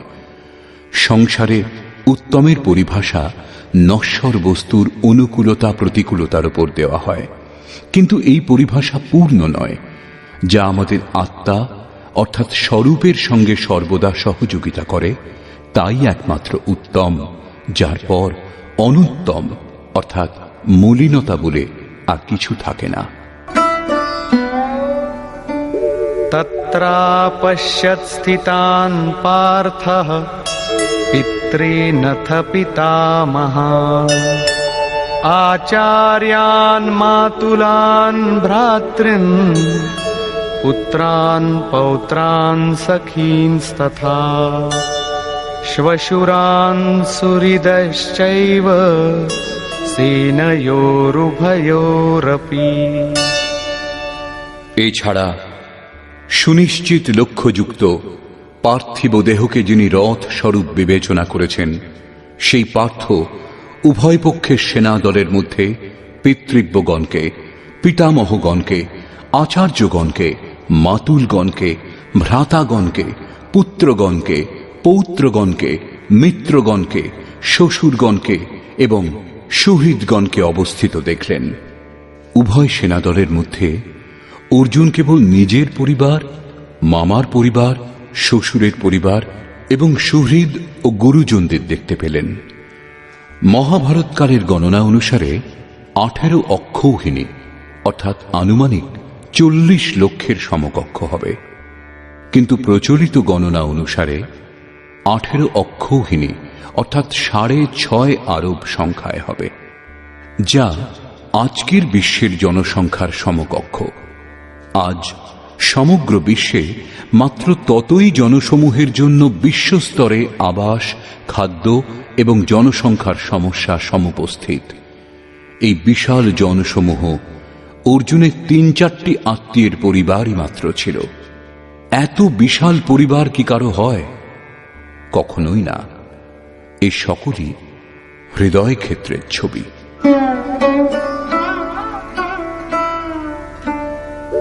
তান সমীক্ষ্য স কৌন্তেয়ঃ সর্বান বন্ধূনবস্থিতান কৃপয়া পরয়াবিষ্টো বিষীদন্নিদমব্রবীত।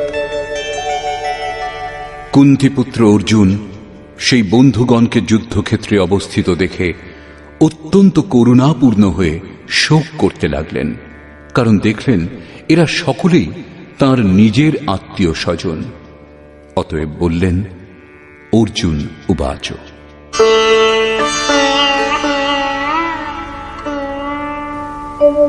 দৃष्ट्वेमं स्वजनं কৃষ্ণ युयुत्सुं समुपस्थितम् सीदन्ति मम गात्राणि मुखं च परिशुष्यति वेपथुश्च शरीरे मे रोमहर्षश्च जायते।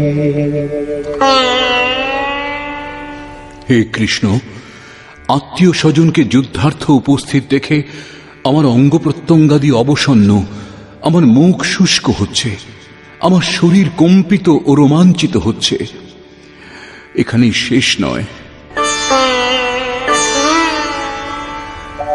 गाण्डीवं स्रंसते हस्तात् त्वक्चैव परिदह्यते न च शक्नोम्यवस्थातुं भ्रमतीव च मे मनः।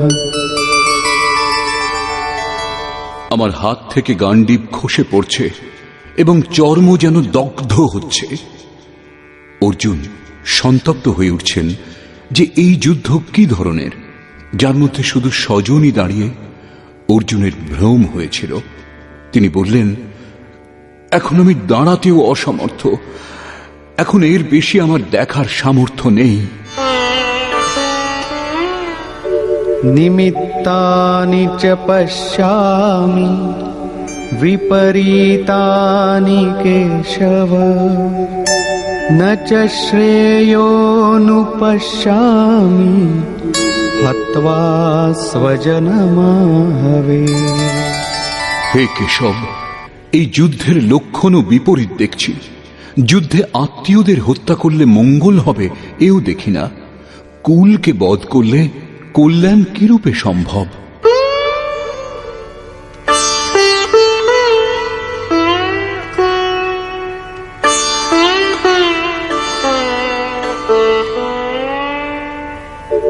न काङ्क्षे विजयं कृष्ण न च राज्यं सुखानि च किन्नो राज्येन गोविन्द किं भोगैर्जीवितेन वा। সম্পূর্ণ পরিবার যুদ্ধে উপস্থিত হয়েছেন। এদের যুদ্ধে বধ করে বিজয়, সেই বিজয়ের দ্বারা প্রাপ্ত রাজ্য ও রাজ্য সুখ অর্জুন চান না। তিনি বললেন, হে কৃষ্ণ, আমি বিজয় চাই না, রাজ্য এবং সুখ ভোগ কামনা করি না। হে গোবিন্দ, আমাদের রাজ্যে কি প্রয়োজন, আর সুখ ভোগে বা জীবন ধারণেই বা কি প্রয়োজন? কেন?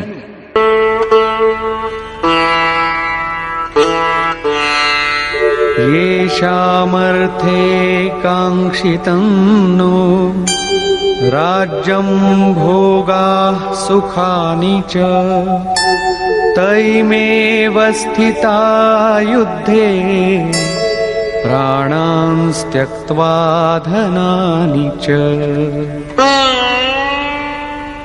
যাদের জন্য রাজ্য ভোগ ও সুখাদি আমার অভিলষিত, সেই স্বজনগণই প্রাণের আশা ত্যাগ করে যুদ্ধে উপস্থিত হয়েছেন। আমার রাজ্য অভিলষিত ছিল কিন্তু পরিবার নিয়ে, ভোগ সুখ ও ধনাদির পিপাসা ছিল কিন্তু তার স্বজন ও পরিবারকে নিয়ে ভোগ করাচ্ছিল। কিন্তু যখন তারা সকলেই প্রাণের আশা ত্যাগ করে যুদ্ধে উপস্থিত হয়েছেন, তখন আমার সুখ ভোগ বা রাজ্যের প্রয়োজন নেই। এ সকলই এদের জন্য প্রিয় ছিল। এদের থেকে পৃথক হয়ে এ সকলের আমার আর প্রয়োজন নেই। যতক্ষণ পরিবার থাকে ততক্ষণ এই কামনাগুলিও থাকে। কুঁড়ে ঘরে বাস করে যে ব্যক্তি, সেও নিজের পরিবার, বন্ধু এবং আত্মীয়দের বধ করে বিশ্বের সাম্রাজ্য স্বীকার করবে না।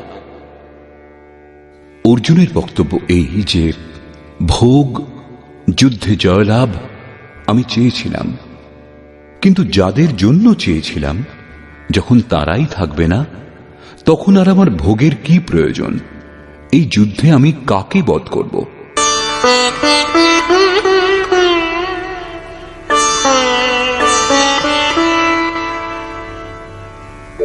आचार्याः पितरः पुत्राः तथैव च पितामहाः मातुलाः श्वशुराः पौत्राः शालाः सम्बन्धिनस्तथा। এই যুদ্ধে আচার্যগণ, পিতৃব্যগণ, পুত্রগণ, পিতামহগণ, মাতুলগণ, শ্বশুরগণ, পৌত্রগণ, শ্যালকগণ এবং স্বজনগণই উপস্থিত হয়েছেন।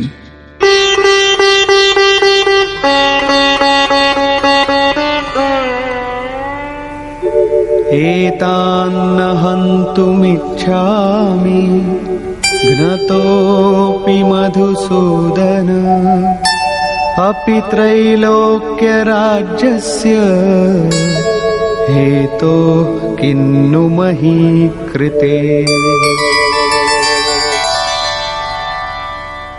হে মধুসূদন, এরা আমাকে বধ করলেও ত্রৈলোক্য রাজ্যের জন্য আমি এদের বধ করতে চাই না। পৃথিবী মাত্র রাজ্যের জন্য কি কথা। 18 অক্ষৌহিনী সেনার মধ্যে অর্জুন কেবল নিজের পরিবারকেই দেখতে পেয়েছিলেন। এত অধিক স্বজন বাস্তবে কারা? বস্তুত অনুরাগী অর্জুন। সাধন ভজনের শুরুতে প্রত্যেক অনুরাগী সম্মুখে এই সমস্যাই দেখা দেয়। সকলেই চায় সাধন ভজন করে পরম সত্যকে লাভ করতে, কিন্তু জ্ঞানী সদ্গুরুর সংরক্ষণে অনুরাগী সাধক যখন ক্ষেত্রজ্ঞের সংঘর্ষ অনুভব করেন, তাকে কার কার সঙ্গে যুদ্ধ করতে হবে বুঝতে পারেন, তখনই হতাশ হয়ে পড়েন। তিনি চান তার পিতার পরিবার, শ্বশুরের পরিবার, মামার পরিবার, সুহৃদ, বন্ধু এবং গুরুজন সবাই সঙ্গে থাকুন, সকলেই সুখী থাকুন এবং এদের সকলকে সুস্থিত করে তিনি পরমাত্মস্বরূপ লাভও করে নেবেন। কিন্তু যখন জানতে পারেন আরাধনার পথে অগ্রসর হতে হলে পরিবার ত্যাগ করতে হবে, এই সম্বন্ধগুলির মোহ থেকে মুক্ত হতে হবে, তখনই তিনি অধীর হয়ে ওঠেন। পূজ্য মহারাজজি বলতেন, মৃত্যু হওয়া এবং সাধু হওয়া একই ব্যাপার। সাধুর জন্য এই পৃথিবীতে কেউ জীবিত থাকলেও গৃহ সম্বন্ধীয় কেউই থাকবে না। যদি থাকে তাহলে সম্বন্ধ বিদ্যমান, মোহ শেষ হয়েছে কোথায়? পূর্ণ ত্যাগ অর্থাৎ সম্বন্ধের অস্তিত্ব বিলীন হবার পরেই সাধক জয়লাভ করেন। এই সম্বন্ধগুলির প্রসারই জগৎ, অন্যথা জগতে আমার বলে কি আছে? তুলসীদাস কহ চিদ বিলাস জগ বুঝত বুঝত বুঝে, অর্থাৎ মনের প্রসারই এই জগৎ। যোগেশ্বর শ্রীকৃষ্ণ মনের প্রসারকেই জগৎ বলে সম্বোধন করেছেন। যিনি এর প্রভাব রোধ করতে সক্ষম হয়েছেন, তিনি চরাচর বিশ্ব জয় করেছেন। ইহৈব তৈর্জিতঃ সর্গো এষাম সাম্যে স্থিতম মনঃ। এমন কথা নয় যে কেবল অর্জুনই অধীর ছিলেন। সকলের হৃদয়েই অনুরাগ আছে। প্রত্যেক অনুরাগী ব্যাকুল হন। আত্মীয় স্বজনের স্মৃতি তাকে ব্যাকুল করে। সাধনার আরম্ভে প্রত্যেক সাধক চিন্তা করেন যে ভজন করে কিছু লাভ হলে এদের সঙ্গে তা ভোগ করা যাবে, সকলেই সুখী হবে। কিন্তু যখন এরা সঙ্গে থাকবে না, তখন সুখের আর কি প্রয়োজন? অর্জুনের দৃষ্টি রাজ্য সুখ পর্যন্তই সীমাবদ্ধ ছিল। তিনি ত্রিলোকের সাম্রাজ্যকেই সুখের পরাকাষ্ঠা ভেবেছিলেন। এর বেশি কোনো সত্য আছে একথা অর্জুন এখনো জানেন না। निहत्य धार्तराष्ट्रान्नः का प्रीतिः स्याज्जनार्दन पापमेवाश्रयेदस्मान् हत्वैतानाततायिनः। হে জনার্দন, ধৃতরাষ্ট্রের পুত্রগণকে বধ করলে আমাদের কি সুখ হবে? যেখানে ধৃতরাষ্ট্র অর্থাৎ ধৃষ্টতার রাষ্ট্র তার থেকে উৎপন্ন মোহরূপ দুর্যোধনাদিকে বধ করলে আমাদের কি আনন্দ হবে? এই সকল আততায়ীকে হত্যা করলে আমাদের পাপই আশ্রয় করবে। জীবন যাপনের তুচ্ছ লাভের জন্য যে অনীতির সাহায্য নেয় তাকে আততায়ী বলে, কিন্তু যে আত্মোন্নতির পথে অবরোধ সৃষ্টি করে সে আরো বড় আততায়ী। আত্মদর্শনে বাধক কাম, ক্রোধ, লোভ, মোহ এইসবই আততায়ী।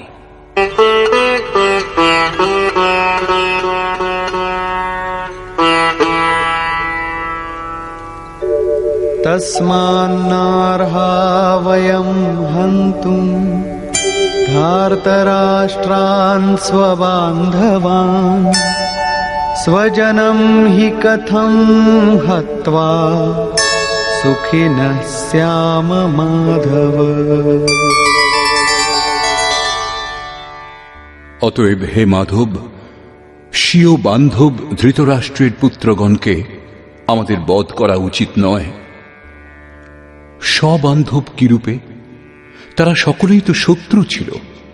বস্তুত শরীরের আত্মীয়তা অজ্ঞানজনিত।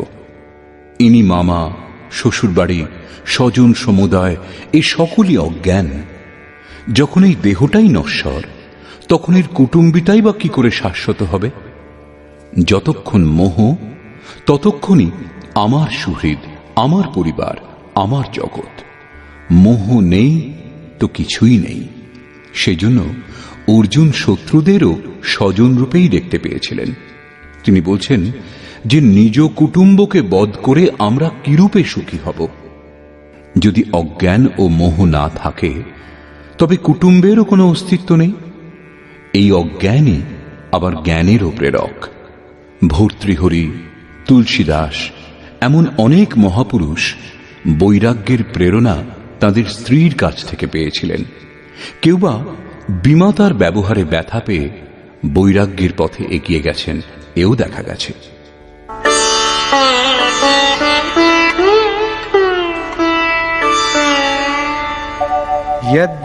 यद्यप्येतेन पश्यन्ति लोभोपहत चेतसः कुलक्षयकृतं दोषं मित्रद्रोहे च पातकम्। যদিও এরা লোভে অভিভূত হয়ে কুলনাশ জনিত দোষ এবং মিত্রদ্রোহে যে পাপ হয় তা দেখছে না, এ দোষ তাদের। তা সত্ত্বেও कथं न ज्ञेयमस्माभिः पापादस्मान्निवर्तितुं कुलक्षयकृतं दोषं प्रपश्यद्भिर्जनार्दन। হে জনার্দন, কুলনাশ জনিত দোষ উপলব্ধি করেও আমরা এই পাপ থেকে নিবৃত্ত হব না কেন? কেবল আমিই পাপ করছি এমন কথা নয়, আপনিও ভুল করছেন। শ্রীকৃষ্ণের উপরেও দোষারোপ করলেন। এখনো অর্জুন নিজেকে বুদ্ধিতে শ্রীকৃষ্ণের চেয়ে কম মনে করছেন না। প্রত্যেক নতুন সাধক সদ্গুরু শরণাগত হবার পরে এই ধরনের তর্ক করেন এবং নিজে যে কম জানেন তা ভাবেন না। এ কথাই অর্জুনও বলছেন যে এরা না বুঝুক, কিন্তু আমরা তো বুদ্ধিমান। কুলনাশ জনিত দোষের ওপর আমাদের অবশ্যই বিচার করা উচিত। কুলনাশে কি কি দোষ হয়?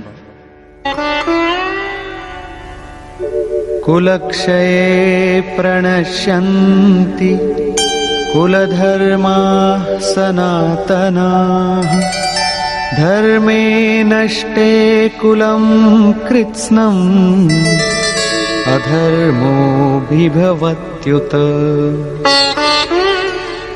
কুলনাশে সনাতন কুলধর্ম নষ্ট হয়। অর্জুন কুলধর্ম, কুলাচারকেই সনাতন ধর্ম বলে মনে করেছিলেন। ধর্ম নষ্ট হলে সম্পূর্ণ কুলকে পাপ দাবিয়ে দেয়। अधर्माभिभवात् कृष्ण प्रदुष्यन्ति कुलस्त्रियः स्त्रीषु दुष्टासु वार्ष्णेय जायते वर्णसंकरः। হে কৃষ্ণ, পাপের বৃদ্ধি হলে কুলস্ত্রীগণ কলুষিত হয়। হে বার্ষ্ণেয়, স্ত্রীগণ কলুষিত হলে বর্ণ সংকর উৎপন্ন হয়।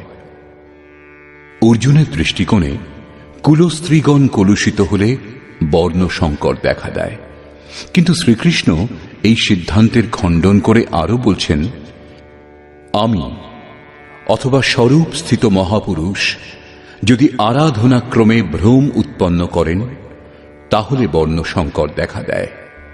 বর্ণ সংকরের দোষের ওপর অর্জুন আলোকপাত করছেন।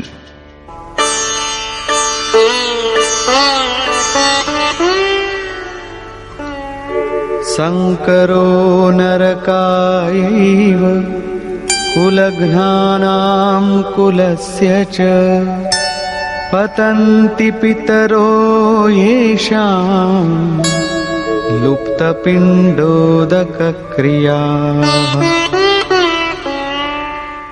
বর্ণ সংকর হলে কুলনাশকগণ এবং কুল নরকে পতিত হয়। যাদের পিণ্ডক্রিয়া লুপ্ত হয়েছে তাদের পিতৃপুরুষগণ পতিত হন, বর্তমান নষ্ট হয়, পিতৃপুরুষগণ স্খলিত হন এবং উত্তর পুরুষদেরও পতন হবে। শুধু তাই নয়,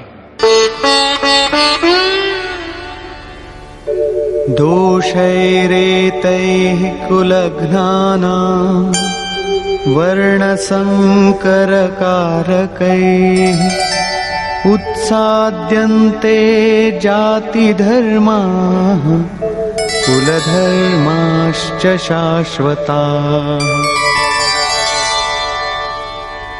এই সকল বর্ণ সংকর কারক দোষের দ্বারা কুল এবং কুলঘাতকগণের সনাতন কুলধর্ম এবং জাতি ধর্ম নষ্ট হয়।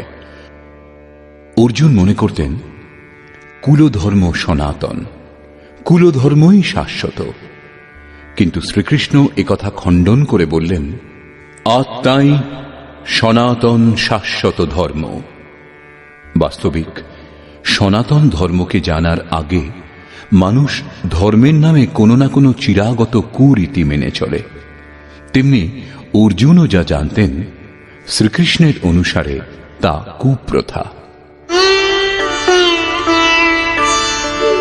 उत्सन्नकुलधर्माणां मनुष्याणां जनार्दन नरके नियतं वासो भवतीत्यनुशुश्रुमा।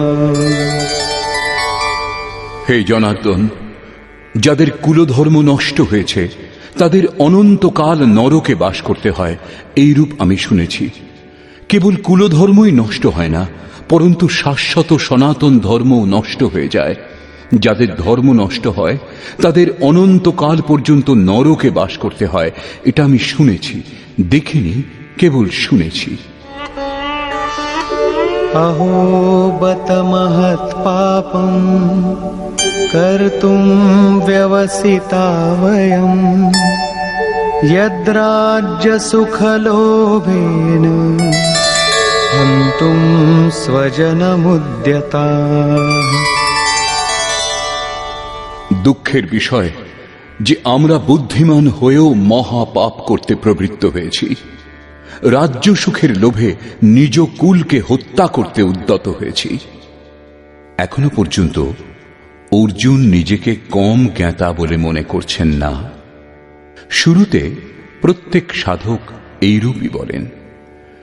মহাত্মা বুদ্ধও বলেছেন, মানুষ আংশিক অবগত হলে নিজেকে মহাজ্ঞানী বলে মনে করেন, যখন অর্ধেকের বেশি অবগত হন তখন নিজেকে মহামূর্খ বলে মনে করেন। তেমনি অর্জুনও নিজেকে জ্ঞানীই ভাবছেন। তিনি শ্রীকৃষ্ণকেই বোঝাচ্ছেন যে এই পাপ থেকে পরম কল্যাণ হবে এমন কথাও নয়, কেবল রাজ্য সুখের লোভে পড়ে আমরা কুলনাশ করতে উদ্যত হয়েছি, খুব ভুল করছি। কেবল আমিই ভুল করছি এমন কথা নয়, আপনিও ভুল করছেন। শ্রীকৃষ্ণকেও নাড়া দিলেন। অবশেষে অর্জুন নির্ণয় করলেন, यदि मामप्रतीकारम् अशस्त्रं शस्त्रपाणयः धार्तराष्ट्रारणे हन्युः तन्मे क्षेमतरं भवेत्। প্রতিকার রহিত এবং নিরস্ত্র আমাকে যদি শস্ত্রধারী ধৃতরাষ্ট্রপুত্রগণ যুদ্ধে বধ করেন, তাতে আমার অধিকতর কল্যাণ হবে। ইতিহাস তো বলবে যে অর্জুন জ্ঞানী ছিলেন, তাই আত্মবলি দিয়ে যুদ্ধ হতে দেননি। সন্তান সন্ততির সুখের জন্য, কুলের জন্য লোকে প্রাণের আহুতি পর্যন্ত দেয়। বিদেশে গিয়ে বৈভবপূর্ণ প্রাসাদে থাকলেও অল্পদিনের মধ্যেই নিজের কুঁড়ে ঘরের কথা মনে পড়ে। মোহ এত প্রবল হয়। তাই অর্জুন বললেন যে শস্ত্রধারী ধৃতরাষ্ট্রপুত্রগণ প্রতিকারে অনিচ্ছুক আমাকে যদি যুদ্ধে বধ করেন, তবু তা আমার জন্য অতি কল্যাণকর হবে। পরিবার তো সুখী থাকবে। সঞ্জয় উবাচ।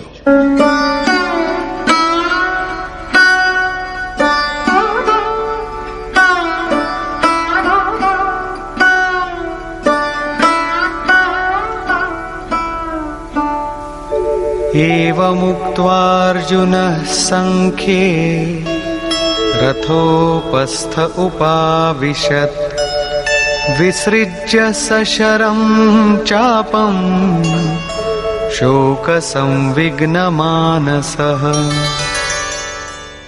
সঞ্জয় বললেন, রণভূমিতে শোকসন্তপ্ত অর্জুন এইরূপ বলে ধনুর্বাণ ত্যাগ করে রথের পশ্চাৎ ভাগে বসে পড়লেন, অর্থাৎ ক্ষেত্রজ্ঞের সংঘর্ষ থেকে সরে দাঁড়ালেন। নিষ্কর্ষ। গীতা শাস্ত্রে ক্ষেত্রজ্ঞের যুদ্ধের বর্ণনা করা হয়েছে। ঈশ্বরীয় বিভূতি সম্পন্ন ভগবৎ স্বরূপের সম্যক দর্শন করবার গায়ন হল এই গীতা শাস্ত্র। যে ক্ষেত্রে এই গায়ন সম্পাদন করা হয়, সেই যুদ্ধক্ষেত্র এই শরীর, যার অন্তরালে দুটি প্রবৃত্তি বিরাজমান, ধর্মক্ষেত্র এবং কুরুক্ষেত্র। যুদ্ধে প্রবৃত্ত সেনাসমূহের স্বরূপ এবং তাদের শক্তির আধার বর্ণিত হয়েছে। শঙ্খধ্বনির মাধ্যমে এদের পরাক্রম নির্ধারিত করা হয়েছে। তদনন্তর যে সেনার সঙ্গে যুদ্ধ করাচ্ছিল তাদের নিরীক্ষণ করা হল। এদের গণনা 18 অক্ষৌহিনী, অর্থাৎ প্রায় 6.5 আরব বলা হয়, কিন্তু এরা অনন্ত। এই প্রকৃতির দৃষ্টিকোণ দুটি, একটি ইষ্টোন্মুখী প্রবৃত্তি, দৈবী সম্পদ, দ্বিতীয়টি বহির্মুখী প্রবৃত্তি, আসুরী সম্পদ। দুটিই প্রকৃতি। একটি ইষ্টের দিকে উন্মুখ করে, পরম ধর্ম পরমাত্মার দিকে নিয়ে যায়, অন্যটি প্রকৃতিতে বিশ্বাস করায়। প্রথমে দৈবী সম্পদের বৃদ্ধি করে আসুরী প্রবৃত্তিগুলিকে নিঃশেষ করা হয়। তারপর শাশ্বত সনাতন পরব্রহ্মের দিকদর্শন এবং তাঁতে স্থিতি লাভের পর দৈবী প্রবৃত্তিগুলির প্রয়োজনীয়তাও ফুরিয়ে যায় এবং যুদ্ধের পরিণাম দৃষ্টিগোচর হয়। সৈন্য নিরীক্ষণের সময় অর্জুন কেবল নিজের পরিবারকেই দেখতে পেয়েছিলেন। যাদের বধ করার কথা ছিল তারা স্বজনই ছিলেন। জীবের যত দূর পর্যন্ত সম্বন্ধ থাকে, জগতের বিস্তারও তার জন্য তত দূর পর্যন্তই হয়। অনুরাগের আরম্ভিক অবস্থায় পারিবারিক মোহই বাধা দেয়। সাধক যখন দেখেন পরিবারের মধুর সম্বন্ধ থেকে তার এত দূর বিচ্ছেদ হবে যেন তা কখনো ছিল না, তখন তিনি ব্যাকুল হন। স্বজনের প্রতি আসক্তি ত্যাগ করার পথে যত রকমের অকল্যাণই দেখতে পান, তিনি কুপ্রথার মাধ্যমে নিজেকে বাঁচাবার চেষ্টা করেন। ঠিক যেমন অর্জুন করেছিলেন। তিনি বলেছিলেন, কুলধর্মই সনাতন ধর্ম। এই যুদ্ধ হলে সনাতন ধর্ম লোপ পাবে, কুলস্ত্রীগণ ভ্রষ্টা হবে এবং বর্ণসংকর উৎপন্ন হবে। তাদের জন্ম কুল ও কুলনাশকদের অনন্তকাল পর্যন্ত নরকে বাস করার জন্যই হয়ে থাকে। অর্জুন নিজ বুদ্ধি অনুসারে সনাতন ধর্মের রক্ষার জন্য ব্যাকুল ছিলেন। তিনি শ্রীকৃষ্ণকে অনুরোধ করলেন যে আমরা বুদ্ধিমান হয়ে এই মহাপাপ কেন করব, অর্থাৎ শ্রীকৃষ্ণও পাপ করতে যাচ্ছেন। অবশেষে পাপ থেকে বাঁচবার জন্য আমি যুদ্ধ করব না, এই কথা বলে অর্জুন ধনুর্বাণ ত্যাগ করে হতাশ হয়ে রথের পশ্চাৎভাগে বসে পড়লেন। ক্ষেত্রজ্ঞের সংঘর্ষ থেকে সরে দাঁড়ালেন। টিকাকারগণ বর্তমান অধ্যায়ের নামকরণ অর্জুন বিষাদ যোগ করেছেন। অর্জুন অনুরাগের প্রতীক। সনাতন ধর্মের জন্য ব্যাকুল অনুরাগীর বিষাদ যোগই কারণ হয়। এই বিষাদ মনুর হয়েছিল। হৃদয় বহুত দুঃখ লাগ, জন্ম গয়ু হরি ভগত বিনু। সংশয়ে পড়েই মানুষ বিষাদ করে। অর্জুনের সন্দেহ হয়েছিল যে বর্ণসংকর উৎপন্ন হবে, যারা নরকে নিয়ে যাবে, সনাতন ধর্ম লোপ পাবে, এমন বিষাদও তাঁর হয়েছিল। অতএব সংশয় বিষাদ যোগের সামান্য নামকরণ বর্তমান অধ্যায়ের জন্য উপযুক্ত বলে মনে হয়। অতএব